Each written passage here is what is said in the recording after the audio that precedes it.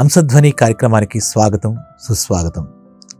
వ్యక్తిత్వ వికాస నిర్మాణ సూత్రాలు ఈ ఛానల్ ద్వారా మీ అందరికీ చెప్పడం చాలా ఆనందంగా ఉంది.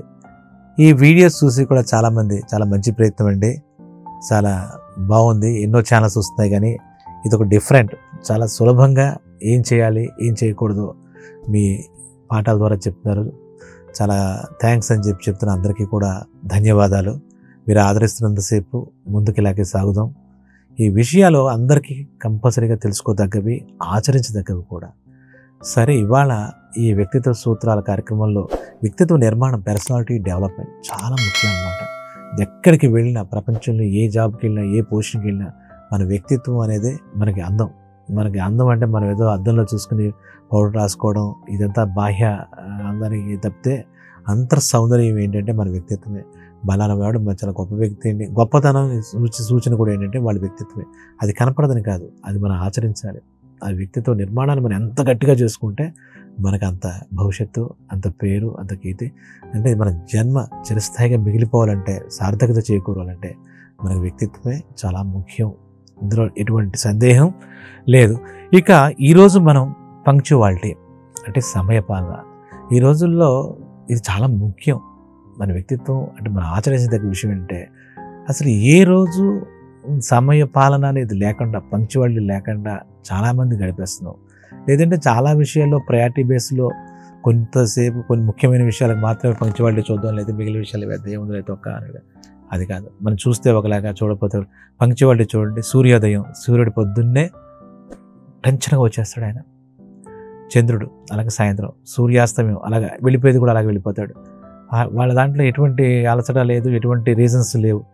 అలాగే మనం వాళ్ళని చూసి, ఆ సూర్యుడిని చంద్రుడిని చూసి మనం నేర్చుకోవాలి మన పంక్చువాలిటీ.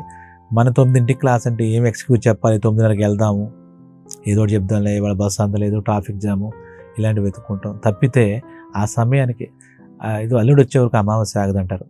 అలాగా మన కొన్ని పనులు మన చేతిలో నాశనం అయిపోవడం కారణం మనకి ఈ సమయపాలన పాటించకపోవడమే. అంటే మనకి ఆ పంక్చువాలిటీ లేకపోవడమే ప్రధాన కారణం. దానివల్ల ఎంతో నష్టపోతాం. నష్టపోయిన చిన్న చిన్న విషయాలకి తెల్లారిగట్ల లేవలేకపోతున్నామండి, శీతాకాలం అండి, చలి అండి అని ఒకరు, రాత్రి నిద్ర పట్టలేదు అంటే ఇవన్నీ ఎక్స్క్యూజెస్. అంటే ఏవో ఒక కారణాలు వెతుక్కోవడం తప్పితే విధంగా. ఇప్పుడు ఒక 24 hours ఒక రైల్లో ఒక డ్రైవర్ నడుపుతాడు, లేదా బస్సులో వాడు రాత్రంతా నడుపుతాడు. వాడికి ఎందుకు ఉండవు ఈ బాధలు?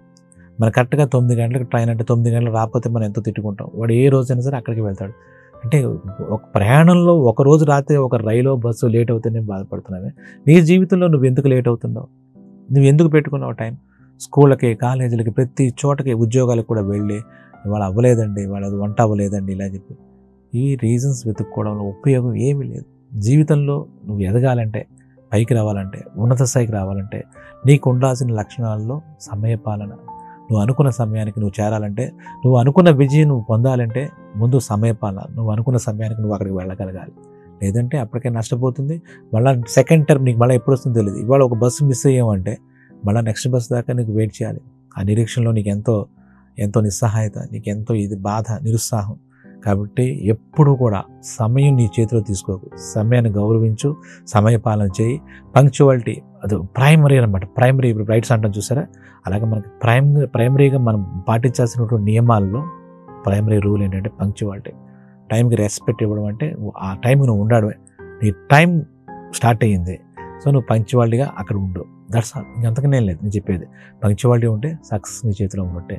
డియర్ ఫ్రెండ్స్, ఖచ్చితంగా పంక్చువల్గా ఉండండి. మీ ఫ్రెండ్స్ని, మీ చుట్టుపక్కల వాళ్ళకి పంక్చువల్గా ఉండేది దయచేయండి. గతబద్ధకాలకి, సోమర్థనానికి పక్కన పెట్టండి. అవన్నీ నేను వెనక్కి లాగుతున్నాయి, నీ విజయాన్ని తీసుకెళ్ళిపోతున్నాయి. కాబట్టి పంక్చువాలిటీ ఇస్ ద మెయిన్. అది మర్చిపోకండి. ఇటువంటి మరో పాఠంతో మళ్ళీ మీ ముందుకు వస్తాను. చెప్పే విషయం చాలా చిన్నదిగా ఉండొచ్చు కానీ దాని ఇంపాక్ట్ చాలా గట్టిగా ఉంటుంది. అణువు ఇంతే ఉంటుంది కానీ అది ఎలా ఉంటుంది, అణుబాంబు పేలితే విస్ఫోటమే. అలాగే మన చిన్న చిన్న విషయాలే మన జీవితంలో పెద్ద పెద్ద మార్పులకు కారణం అవుతాయి. డియర్ ఫ్రెండ్స్, మరో పాఠంతో మళ్ళీ ముందుకు వద్దాం. ఛానల్ సబ్స్క్రైబ్ చేయండి, ఎంకరేజ్ చేయండి, షేర్ చేయండి, కామెంట్ చేయండి, 10 మందికి తెలియజేయండి. మంచి మాటలు ఎవరు చెప్పినా వినదగ్గవే. Thank you. మీ పరమహంస. ధన్యవాదాలు.